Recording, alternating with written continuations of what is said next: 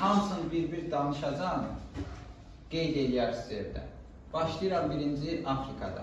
Demək, Afrika yeganə materikdir ki, yerləşdiyi 4 yarım kürədə, yəni həm Greenwich xətti kəsir onu, həm ekvator xətti. Ona görə 4 yarım kürəyə düşür.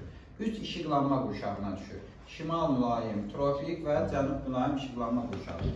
Böyük hissəsi tropik işıqlanma qurşağındadır. Ona görə də Günəşin il boyu zenitdə olduğu materikdir. Çünki həm şimal tropik xətti onu kəsir, həm də cənub tropik xətti. Yay gün bölümündə də Günəş burada zenitdə olur, qış gün bölümündə də. Demək, 4 yarım kürədə yerləşdi, 3 işıqlanma qurşağında yerləşdi, Günəşin il boyu zenitdə olduğu materikdir. Böyük hissəsi platformada, az bir hissəsi isə geosinkronal ərazidə yerləşəcək Afrikanın.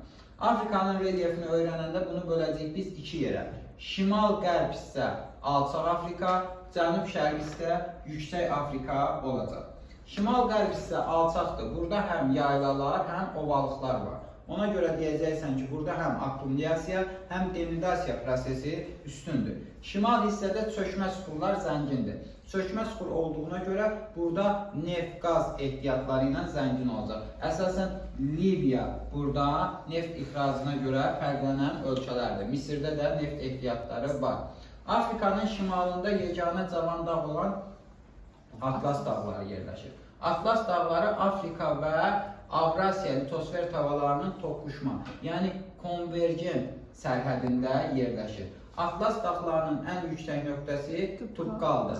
41-65, 4165 metr hündürlüyü olacaq.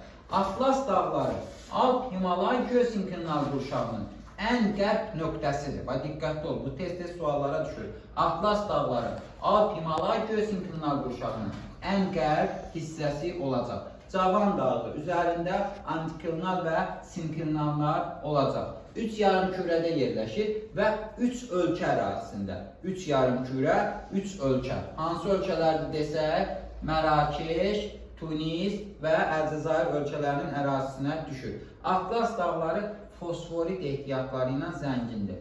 Florida yarımadası Şimali Amerikada, düz buradan gəlirsən paralel istiqamətdə Atlas dağları Afrikada fosforit ehtiyatları ilə zəngindir. Şimalda dağlıq yaylalar, Əxəqqər, Tibesti, Darfur yaylaları yerləşir. Həmin yaylaların üzərində eyni adlı şahid dağlar da mövcuddur. Dünyanın ən böyük səhrası, böyük səhra əlbəttə ki Afrikanın şimalında yerləşəcəkdir. 3 böyük çökmə zonası var Afrikanın. Çad çökməsi, Kongo çökməsi və Kalahari çökməsi. Ən böyük isə Kongodur. Çad və Kongo düşür şimal-qərbi Afrikaya, Kalahari düşür cənubi Afrikaya düşəcək.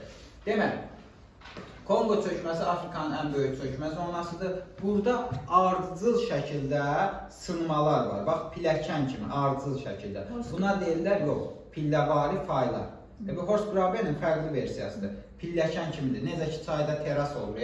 Bax, elə bir şeydir. Buna deyirlər pilləvari faylar. Və burada pilləvari faylar olduğuna görə bunun üzərindən də çay axır. Kongo çayı. Və bu çayda çoxlu astana və şəlalələr yaranacaq. Əgər çayda astana və şəlalə varsa, gəmçilik üçün əlverişsizdir. Bəli, əlverişsizdir.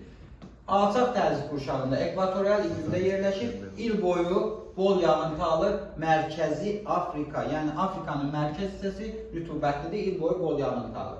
Gəldik Cənub-Şərqi Afrikaya. Hündür hissədir burada. Əsasən denudasiya prosesləri aktivdir.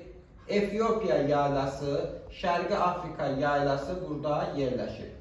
Qırmızı dənizin orta hissələrindən Zambezi çayına qədər Şərqi Afrika sınma zonası yerləşir. Yəni, bir hissə sınıb enib, bir hissə isə sınıb qalxıb. Nə yaranıb? Horst və Grabenlər. Dünyanın ən uzun horstu, Ruvenzori horstu Afrikanın şərqində yerləşəcəkdir. Qırmızı dənizdən Zambezi çayına qədər. Grabenlərdə isə, Graben çökənlikdir da, Grabenlərin içinə su dolub və burada Graben mənşəli göllər yaranmışdır. Tanganyika, Nyasa, Rudolf, Albert, bu kimi göllər burada var. Bunlar hamısı Graben, tektonik mənşəlidir. Dərin, uzunsov olurlar. Dərin olur, uzunsov olur. Bax, burada görünür. Çat necə olur? Çatdaya bir divar çat atır. Həmin versiya burada. Elə də çat deməli. çatdı həmin şəkildə. Bəli, həmin çat zonasında yerləşirlər. Gəldik Kalahari. Kalahari dediyi Afrikanın çökmə zonalarından biridir. Kalahari həm də səhradır. Ən çox qum duyunlarının olduğu səhradır. Ən çox qum duyunlarının olduğu səhra olacaq. Cənubunda isə qədim dağlar olan Kap və Əjdaha dağları yerləşəcəklər. Kap Əjdaha dağları qədim dağdır. Qədim dağdırsa bu olacaq faylı. Görsün kanalın neçənci inkişafında qədimdir? 4-cü inkişafında olacaq. Bəli. Kap Əjdaha dağları daş kömür ehtiyatları ilə zəngindir. Demək, Atlas dağları fosforit, Kap Əjdaha isə daş kömür ehtiyatları ilə zəngindir. Afrikanın mərkəzi hissəsində isə mis ehtiyatları zəngindir. Kongo və Zambiya dünyanın ikinci mis qurşağıdır. Birinci mis qurşağı Ant dağlarıdır. İkinci mis qurşağı Afrikanın mərkəzidir. Kongo və Zambiya ölkələri olacaq. Afrikanın ucqar nöqtələri şimalda Bensekka, Tunis ərazisində, cənubda İğnəburnu, Zar ərazisində, yəni Cənubi Afrika, şərqdə Ras Hafun, Somali ərazisində, qərbdə Almadi, Senegal ölkəsində yerləşəcək. Özü 4 yarımkürədə yerləşdiyi kimi, ucqar nöqtələri də 4 yarımkürədə yerləşəcək. Şərq hissəsində olan ada Madagaskar adasıdır, materik mənşəlidir. 2 işıqlanma qurşağında, tropik və mülayim işıqlanma qurşağında yerləşəcəkdir. Afrikanın sahil xəttlərinə baxsaq görərsiniz ki, hamardır. Yəni kəskin parçalanmayıb. Hamar olduğuna görə sahilində ada və yarımadaların sayı az olacaq. Bu hissədə yerləşən körfəz isə Qibniyə körfəzdir. Qibniyə 4 yarımkürədə yerləşən su hövzəsidir. Gəldik Avstraliya.